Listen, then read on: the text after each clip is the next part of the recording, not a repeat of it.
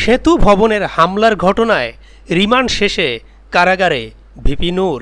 প্রিয় দর্শক, অনুরোধ রইল ভিডিওটিতে একটি লাইক দিয়ে আমাদের ইউটিউব চ্যানেলটি সাবস্ক্রাইব করে দিবেন এবং ভিডিওটি সম্পর্কে আপনার মূল্যবান মতামত কমেন্টস করে জানাবেন।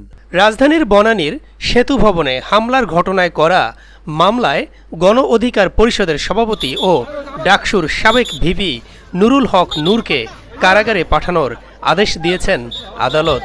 গতকাল শুক্রবার 5 দিনের রিমান্ড শেষে তাকে আদালতে হাজির করে পুলিশ।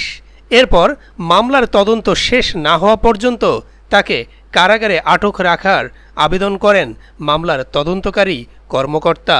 অপরদিকে তার আইনজীবী জামিন চেয়ে আবেদন করেন।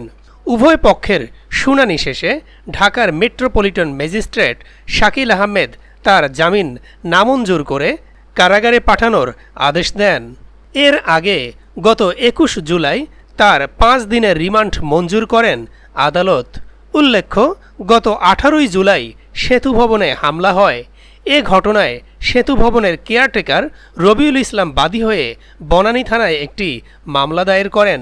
মামলায় সেতু ভবনের 300 কোটি টাকার ক্ষতি হয়েছে বলে এজাহারে উল্লেখ করা হয়েছে।